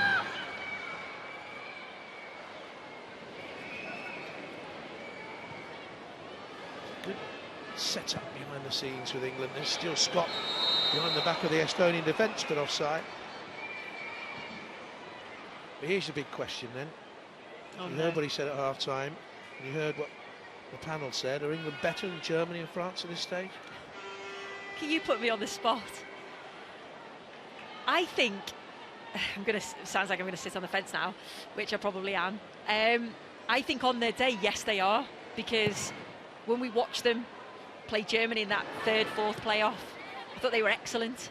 And now they've got that belief that they can beat the best teams in the world, and that's something that we've never had. So, yeah, I agree with Mark Sampson. But on our day. Stokes with a cross. Easy for the goalkeeper. Well, one thing I would say is that Germany have lost two very, very influential dressing room players. The goalkeeper, Angry, was retired, and Celia Sasic, the free-scoring centre-forward, both of them were retired. I think Nessiba's retired from the French international team. England preparing a substitute. So, you know, they've made changes, and those changes have affected them. When we saw the German performance of the She Believes Cup, they weren't as strong as they have been. So, not of an argument, Mark Sampson. But anyway, here comes Nikita Paris around the back. Oh, and so very close to a fourth goal. That was so unlucky from Nikita Paris. Her runs have been excellent tonight. Good timing. The ball's been played to her. This was Dan Carter this time. Just slips the ball through. She beats the offside trap. See exactly what she's trying to do. She's trying to go to that far post. Just snatches the ball wide. She's been so unlucky. She deserves a goal. Dara preparing to make a substitution. Jane Moore, I think it is, who's going to come on. Came to Notts County with Joe Potter in the summer. is Jordan Knox. Just edged away from it. Cleared by Hinjamai, virtually the first thing she's won. She's only 20. They've won qualifier up till today. Only had 4 caps. She had the former under 19, under 17 player, and her toughest night so far in international football. She got to that one. Carney will take the corner. Paris is at the near post. Jill Scott got away from her marker momentarily. There she is. It'll come to Steph Horton. Another decent block in there. I think it was Umpu with the block. It's good defending from Estonia there, but when they win the ball, they just can't keep it. Can't string 2 passes together. It was Lidnis actually who got the block in, and she's been the best of the defenders, I think. Here comes Gemma Davison again. Time to have a look. Time to pick out Demi Stokes. Ballooned away by Kristina Banikova.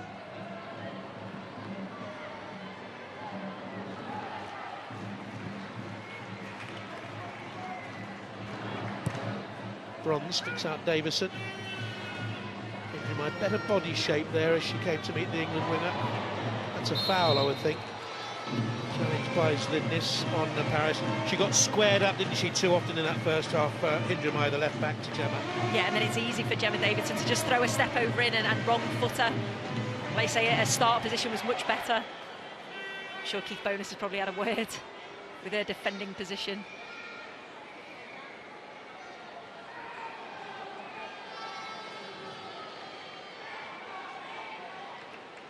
So Potter has a word there with Karen Carney, who will take the free kick. Jill Scott is in the middle. Horton up from the back. Danielle Carter on a hat-trick.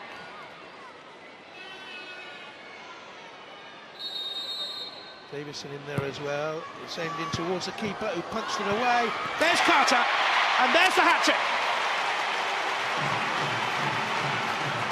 England have 4 goals. She has 3 in this game, and she got 3 away in Estonia. Here's one for you, and I don't know the answer. Can anyone name another England player who scored a hat-trick on a debut and a hat-trick in his second international? I definitely can't. Hopefully somebody else can, but Dan Carter, she clearly likes playing against Estonia. Good ball in from Karen Carney, and the goalkeeper can only just punch it straight to Dan Carter. Just takes a touch and straight away just hits it in. Not the best goalkeeping or defending. She still had to put the ball in the back of the net. 10 minutes gone in the second half. England 4 up.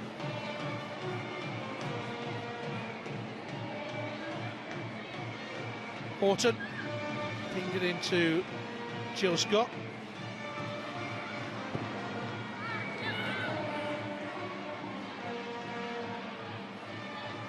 And now Jo Potter. Demi Stokes.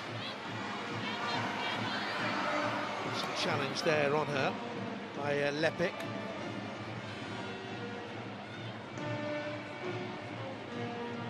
Estonia have Aljona Sasova warming up from the Levadia club. She's a midfield player. And I wonder if this signals a changing of the guard, because Kyra Pamaro is coming to the end now of her international career after 103 appearances. Very experienced, their highest cap player. And she makes way for Aljona Sasova, who's made a couple of appearances in these qualifiers, been involved in the last 3, played in 2 of them.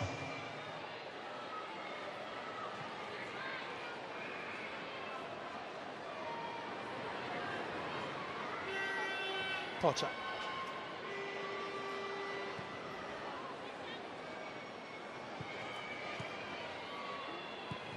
And again with lots of time.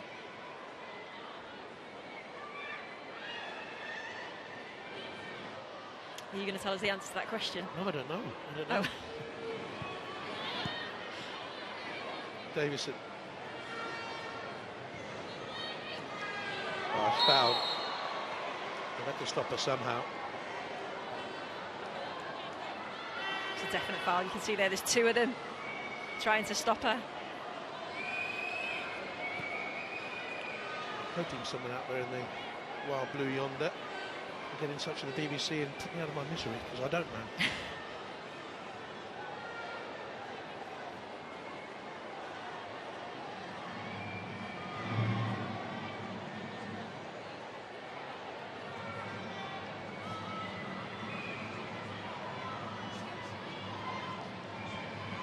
England making a double substitution imminently, I'm told.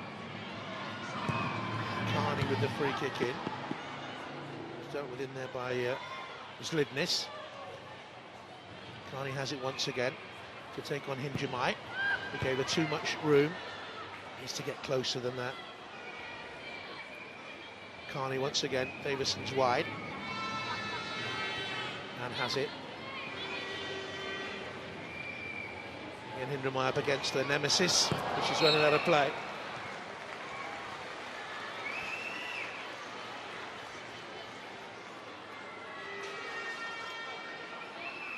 And here comes England's first substitution. Rachel Daly's going to come on. And Nikita Paris will make way. Rachel Daly plays her football with Houston Dash in the USA. Got 4 goals for them this season. And scored on her debut against Serbia at home, the 7-0. On she comes. Nikita Paris has had a good solid game. She'll be disappointed not to have scored, but I think her movement and her runs off the ball, she'll be quite happy. Just a like-for-like swap. Were you at Lincoln with Rachel? I was, yeah, and she played left back. So she's been transformed into a centre forward. Joe Potter. To Jordan Nobbs. A tired looking pass there, but look at Jordan Nobbs chasing back in the middle. Steph Horton's drawn out wide. There's Arnott.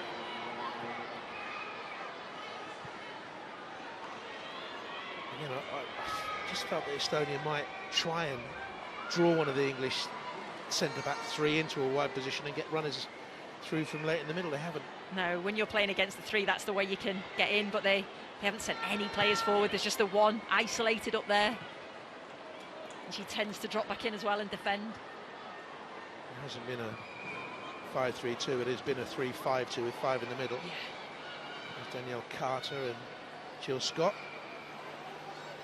Just misplaces that one. Started to look a little bit tired, Jill. Big game coming up, of course, to try and clinch the WSL title. Manchester City against Chelsea.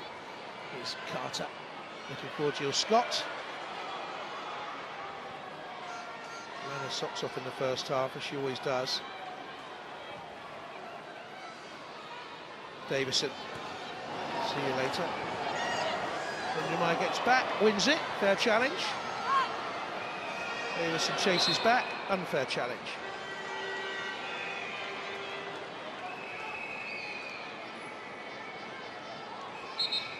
Like that work rate from Gemma Davison though. She gets tackled, it was a good fair tackle. She doesn't just stay on the floor, she wants to get back up, and yeah, she fouls her, but it's that effort to get back in. Oh, Mark Sampson obviously thinking along the same lines as I was a moment ago. Just started to look a little bit, Jill's got a little bit tired in the last few moments, and on comes Jade Moore. What will we see from her? Lots of energy. Again, she's moved to Notts County from Birmingham and is starting to enjoy her football. And it's a hefty old challenge there, straight away. And I was just going to say, she'll probably put those sort of challenges in. Wins the ball, gives it, really simple, really effective, good player. Yellow card for the substitute, Sasova, with that challenge. Left her foot it. So welcome to the game.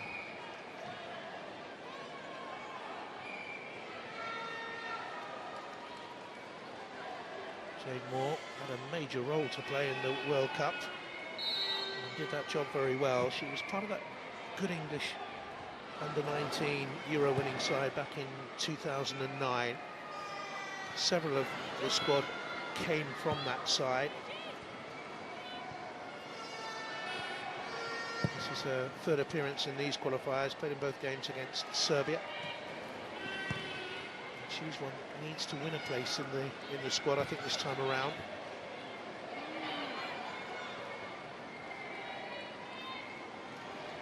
I think she struggled a little bit with injury early on in the season. Just getting herself back to fitness, and she's got that fresh challenge at Notts County. And 7 games for them. 6th in the WSL table at the moment. Two big 6-pointers coming up. Reading against Doncaster Bell's Your Donny Bells need to win both of those to stay up, I think. So. Yeah, really do. It's going to be two tough games. Obviously, what's meant in those games, but the fact that Reading are a good team. They've adapted to WSL 1 Life very well organised and structured. So it'll be a tough one, but yeah, 6-pointer. Davison, who hasn't given up hopes of the title with Chelsea. Lovely crossing. Oh, and it's very nearly into her own net by Banikova, I think it was. Lovely run and cross from Gemma Davison. Gemma Davidson's she's loving every minute of being out here. So close to being an own goal. Banikova covering in. Slepik, the right back, was lost in there somewhere. She's had a very uncomfortable night. Both full-backs have. Can England get a fifth? With 26 minutes to play. Lowe heads it away. She's the only one who's looked comfortable, I think, at this level. Little header on, one more. Jo Potter in there.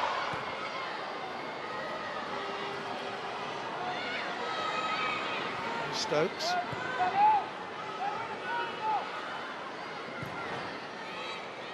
Jordan Nobbs, lovely ball.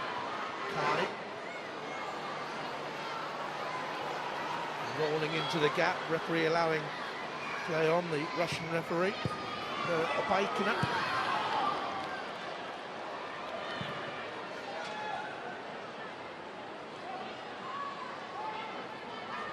Just wondered there whether when Jo Potter went forward, she was fouled in that penalty area. I might be the only one in the stadium who thinks that, Sue. Is it just me, or...? It did look like she went down, but she didn't seem to appeal for anything. Just me then. Just you. 25 to go. Davison. Oh, the referees told them to come back and take it again. The referee wasn't ready. That's unfortunate. Yeah, she's making sure England are clear that she's the boss. Done well, the referee, actually, to be fair. Potter with the free kick. Header away there. Sasova. Davison. Very nicely done. Jordan Nobbs tried to stroke it through to Carney. Brought out here by Zlibnis, who's been certainly their best defender. Now Sasova. Looking for Signianu, the centre forward who's not had a sniff of a chance.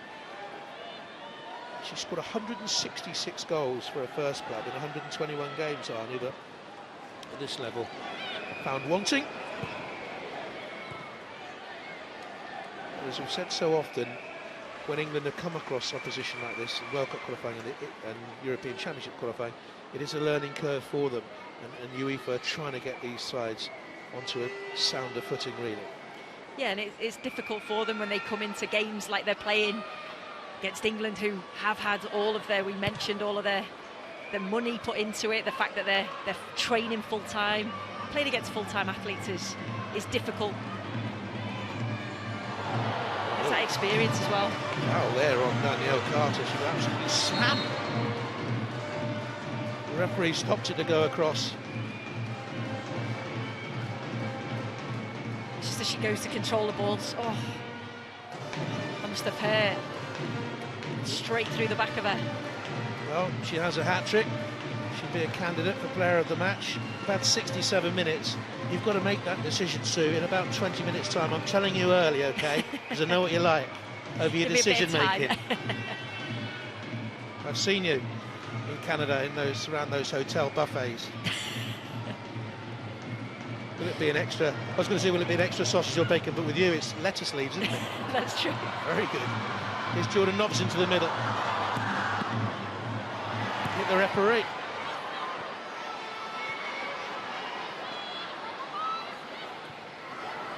And Stokes nearly in round the back. Carney.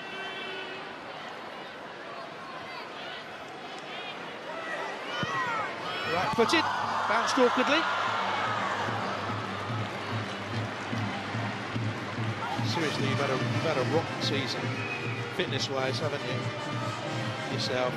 Yeah, just little niggly injuries, and I think it's my age catching up on me. When were you 50? Bin 21's hard work.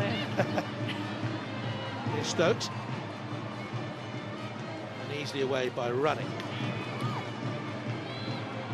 This is where England will be expected to be by far the stronger team. A little back heel. Carney, Stokes. Comes across.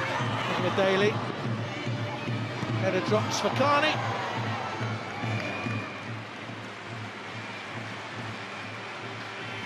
That would have been a really good goal. Joe Potter there, centre half, lovely little back heel. It was actually a really good move. Just couldn't finish it off at the end.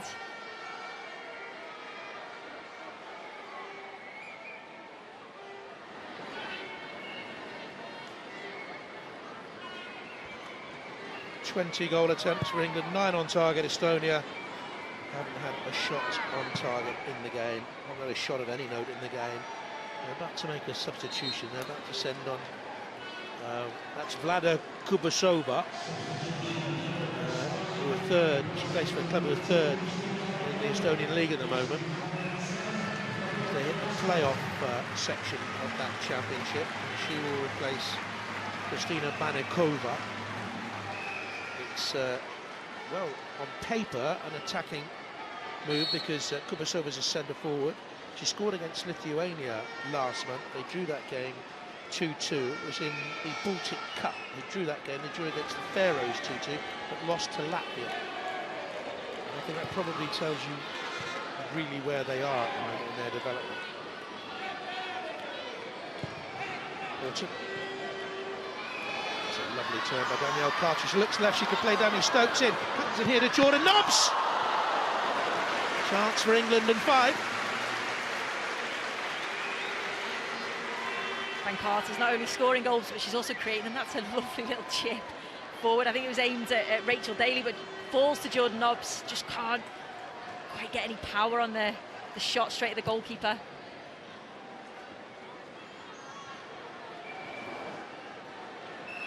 Low. It's better play. Kubasova battling for it.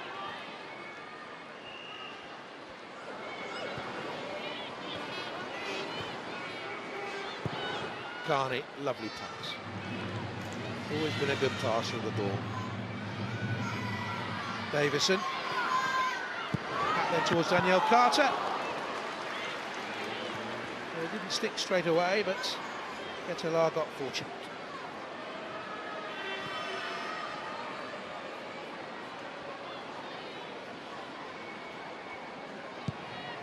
...732 minutes of European Championship qualifying football for Estonia without a goal. Bailey looking there for Carter once again.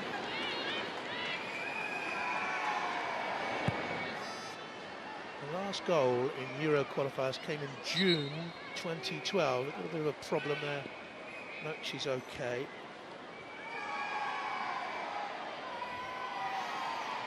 Emily Valls switched away to the right-hand side since they brought on Kubasova.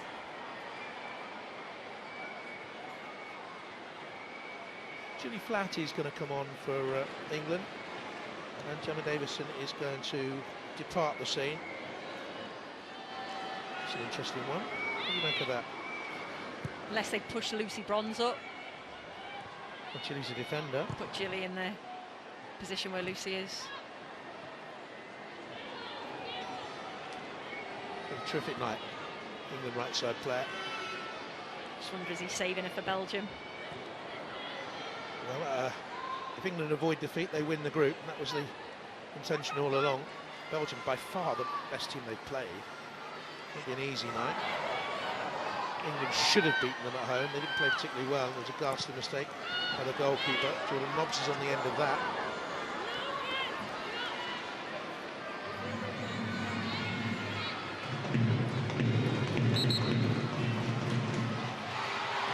Lucy Bronze will be pushed on because here comes the substitution, and it will be Gilly Flaherty to come on. She's played in the last 5 internationals, the Chelsea defender, in the double last season, and replaces her club mate. And Lucy Bronze has gone on to a more attacking position. She will love that. Yeah.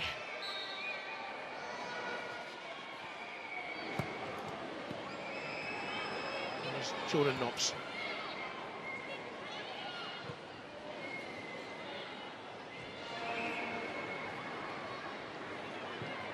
Jo Potter. Carter will give chase, and she's far too quick in there for Pila Radic. Carney drops her shoulder, comes inside, trying to set up Daly in there.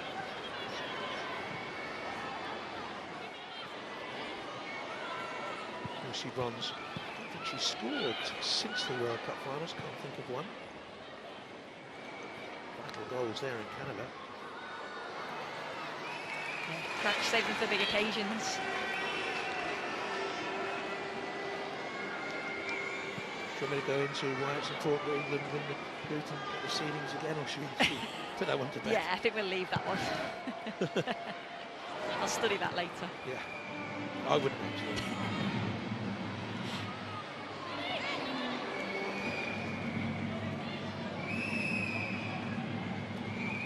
A satisfactory night for England. Played very well in the opening 20 minutes, really. They roared into that 3-0 lead. Carter, Scott, and again Danielle Carter, 3 up after 17 minutes. And they've had enough chances to replicate that 7-0 against Serbia in their last home game. And it is 7-0 in Serbia in a few days later. What of an hour to go.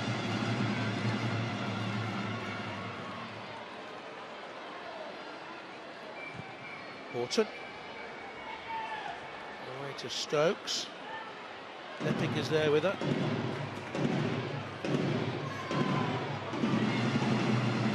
Tall right back with the plaster on her forehead.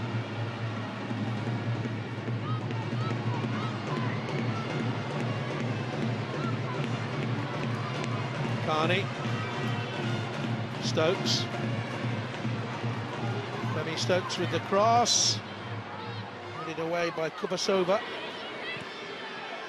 So Potter back into the mix. That's a foul on Danielle Carter.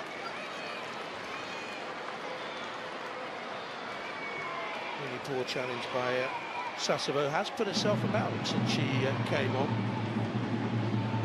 Over 50 caps. She's experienced. 28 years of age now. Domestic cup winner.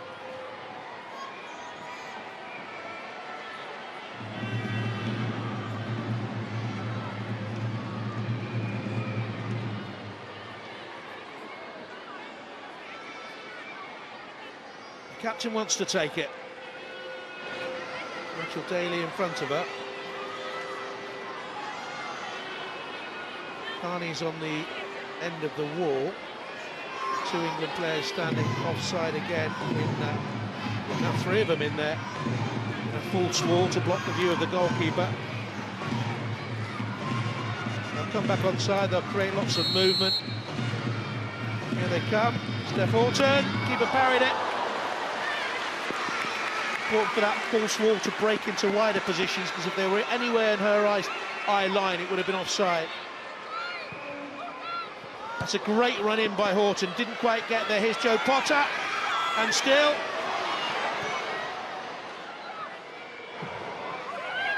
Cross back in, back across the goal, and skied over by Potter. See, Jo Potter was just trying to get it onto her left foot, trying to just get a little bit of space to shoot. Everyone wants to score, don't they? That's just a free kick. Quite a routine save by the goalkeeper. Another change for Estonia. Merrilee Toom is going to come on. She's a centre forward, and she's replaced there Ennelie Valls, who didn't look comfortable on the right-hand side of midfield. Toom can play out there. She's played I think every game in qualifying. No, she's missed one. She missed one. Started the last 6, but she's played Champions League football in her time. Danielle Carter to Carney. So much of the play has been, well, virtually all of it in the Estonian half, to be honest. Here's Jo Potter. The run in by Jordan Nobbs. Pressure relieved again by Zlidnis.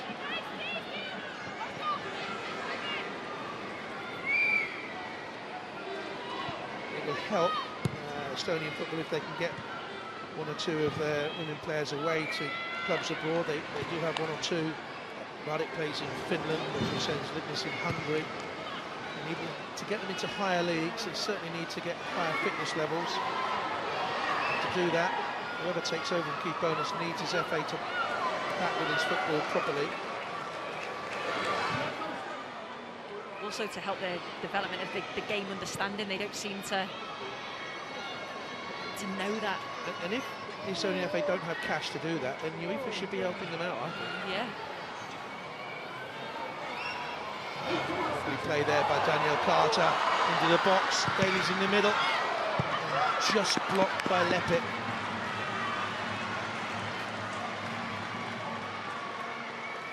Might have been tagged as she started that run. The referee allowed play on. I think the referee's been pretty good. Yeah, I think she's done all right. Here comes looking for Daly. Just did just enough.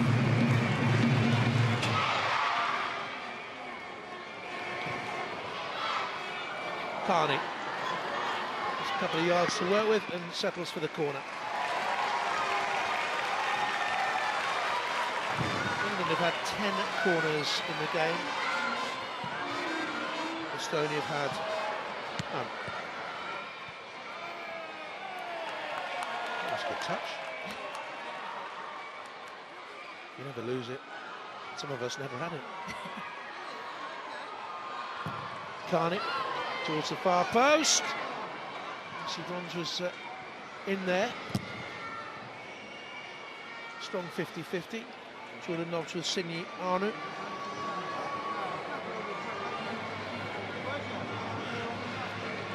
Flaherty to Debbie Stokes. Carney stayed out wide.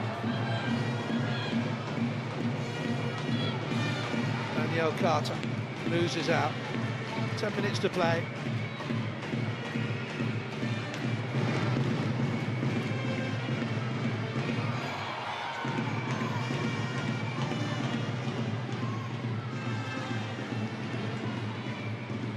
Lou. Challenge in there by Jade Moore. That's what she did effectively summer before last. Was it last? It was last summer, wasn't it? It was. Crowd at Meadow Lane tonight, 7,052. Tickets sold in advance. A little bit of a walk up today. Very warm night. Great old football club, this. Such tradition. Well supported this game. Is Bronze.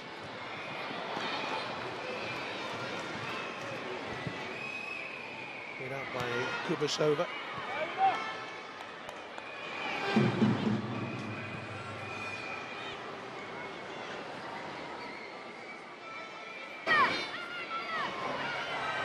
Stokes towards Carney. At walking pace now. Job done. Game one, of course, a long time ago. After that opening salvo. It's how England control games, how England show their hunger, their determination, their professionalism for the manager that counts now, with squad places up for grabs next summer.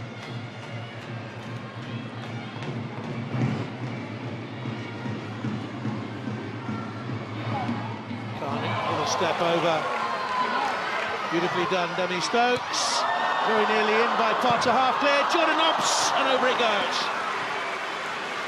That's another really good bit of play from England. Started with Karen Carney, nice step over, Jo Potter making the run from defence, lovely step over, just leaves the ball. Demi Stokes doesn't just cross it in, picks out a player. Just couldn't quite get a good connection to finish. Been some nice moves though that England have put together.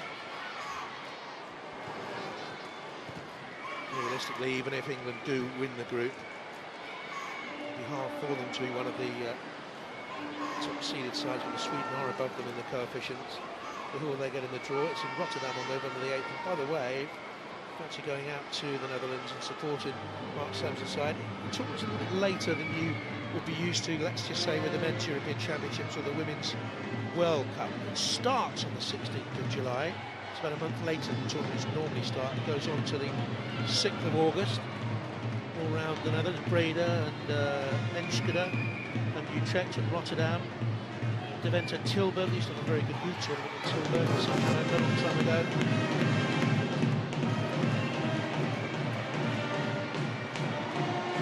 Six minutes to go. Good atmosphere and a good old ground.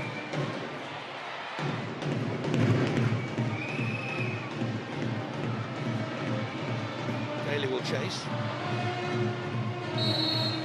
Gives away a free kick.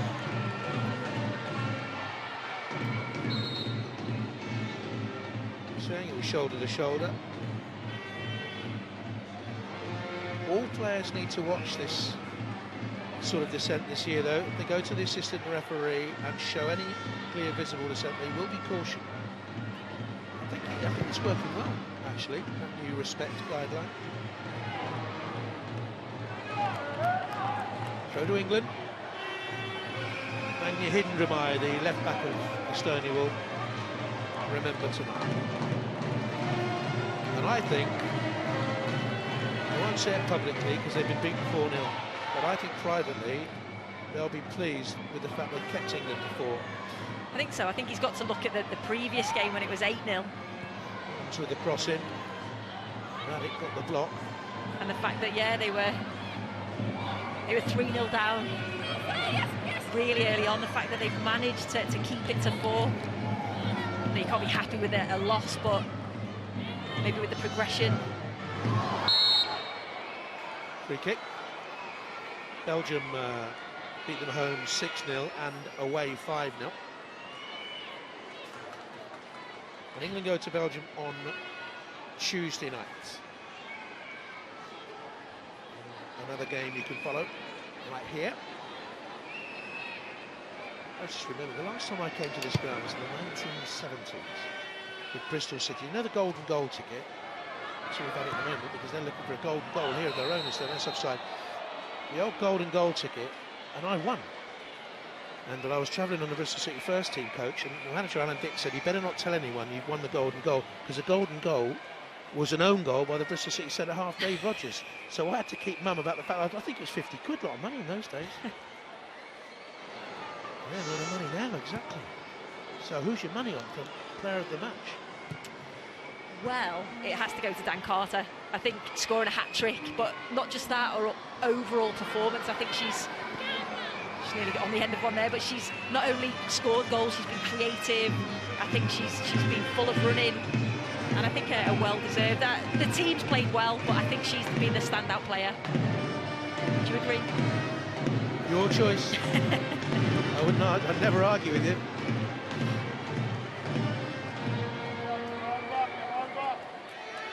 I've seen the Sue Smith tantrums.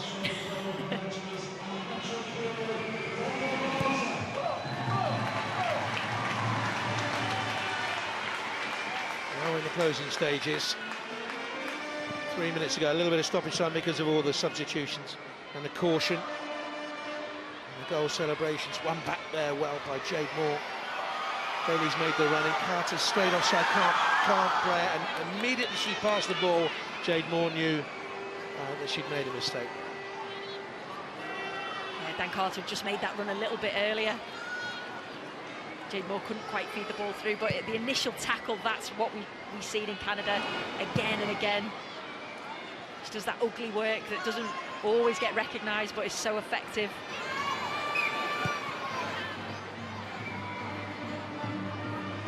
Flaherty.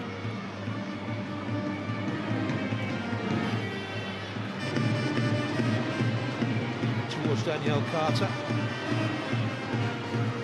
Just lead the way to safety in the end. He's happy to get it away, Hindramai.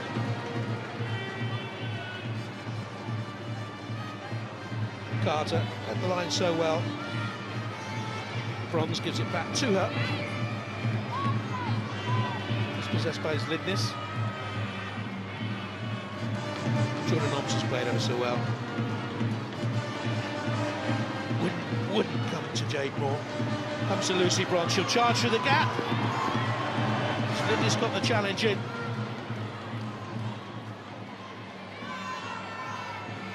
It's a corner.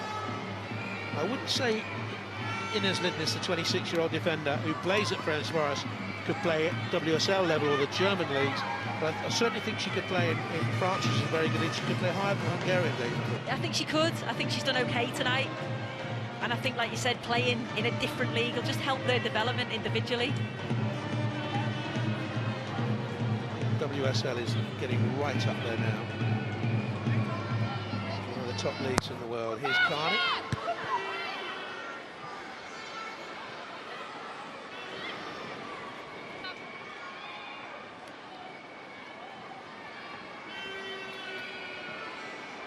Into the last minute, overall job decently done. His team did put the game to bed in the opening 17 minutes. Yeah, it's just job done. I think they've done exactly what they needed to do.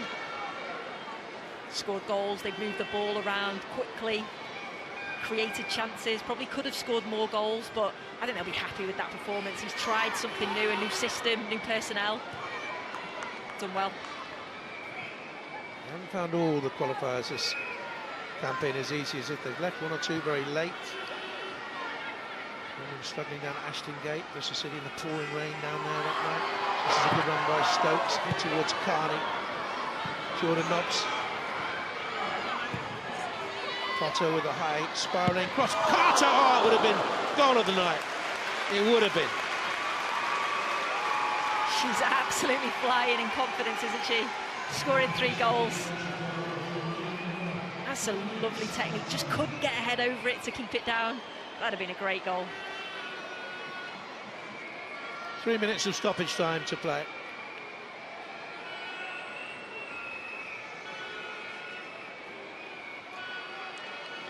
I think the players who, I don't think they'll mind me calling them fringe players, they've become fringe players over the last 12 months. Joe Potter, this is the first appearance in 12 months. I think they've all done themselves a world of good.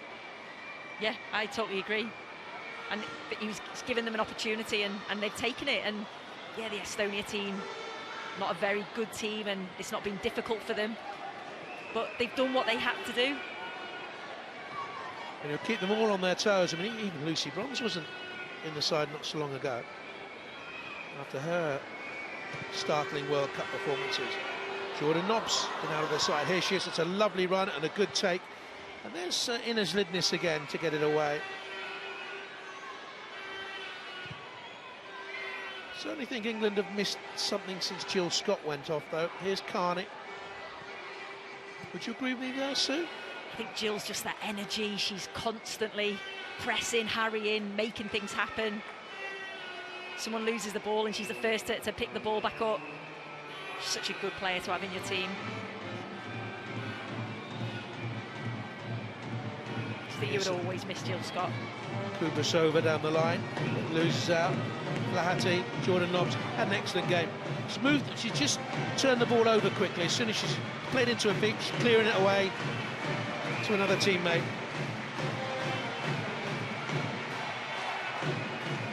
She almost, it's like a 3-touch game for her throughout the 90 minutes. Rarely takes more than 3 touches. Here she is now. She'll probably do it now. Look, what? No, 3.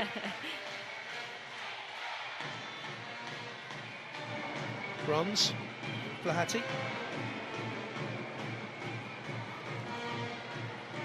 Lucy Bronze, left-footed cross, and a penalty. A push on Karen Carney. He may well take it herself. And a yellow card for Nils Lepik.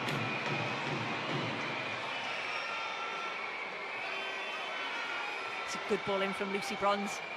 You can just see she does push her just as she's about to head the ball. Well, it wasn't Nils Lepik who gave it away, it was Lou who gave it away. I think she was just coming in round the back. Yeah, wrong player got booked. It's definitely a foul though. Karen Carney who'll take it. 10 goals in the last 17 internationals. It's for 30 now for her country to seal a splendid night.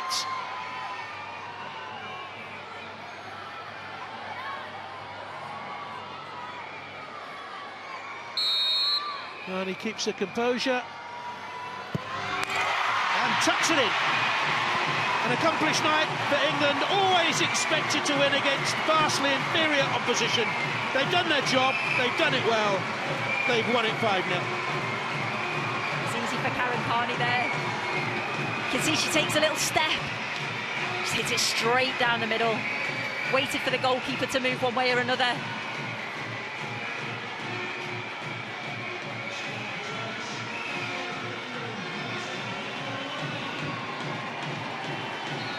Well, Leppit will be unhappy with the booking because it wasn't her, unless she protested too much, and I don't think she did. But it's virtually the last kick of the game. One or two of the Estonian players are in tears. Their learning curve will need to rise more steeply than this, but for England it's about raising the bar. That's what Mark Sampson does, raising the standards of fitness, of technique, of accomplishment and performance. He'll be well pleased. England with a hat-trick from Carter and goals from Jill Scott, and Karen Carney have wrapped this up. If they avoid defeat in Belgium, they win the group. They've won this one, Jackie, by 5 goals to 0. Thank you very much, Jonathan and to Sue. Well, this is how things stand in Group 7 with one game remaining. England qualified, of course, already, but they haven't yet won the group because Belgium beat Serbia earlier on today. So it'll all come down to Tuesday's match in Leuven between those top two. England needing just a point there to finish top of the group. That game will be live on the BBC Red Button. Wales can't qualify, but they are 3-0 up at home to Israel. That match at Newport tonight. With a couple of goals from Helen Ward there, the all-time leading goal scorer. We don't have long, unfortunately, but your thoughts? I think first half, England were very dominant. They fizzed the ball around and used the full width of the pitch to their advantage. Second half, Mark Sampson made quite a few changes and they were a little bit more disjointed in the second half. Yeah, thoughts on the second half in particular? Will they be disappointed or will they just feel, well, it's job done? It's definitely a professional job done. They got the 3 points, already qualified. Looking for a better goal tally. Obviously, only scoring 1 goal in the second half. And I saw an interview with Alex Scott. She said we needed to be ruthless. I don't think they was as ruthless second half as they were the first half. The goal tally should have been a little bit more for me tonight, but still come away with a win. Yep, they have a little bit to build on, but hey, why not? Job done tonight. To confirm, the next date for your diary is England's final qualifier for the Euros. That's next Tuesday, live from Leuven in Belgium, and you can watch it live on the BBC Red Button from 10 to 6 in the evening. And after that, England will find out their Euro 2017 opponents when the draw is made in Rotterdam on the 8th of November. Thanks to Rachel and Kelly. Great to see you as ever. Job done in Nottingham tonight. All the focus now is on the Netherlands next summer. Good night.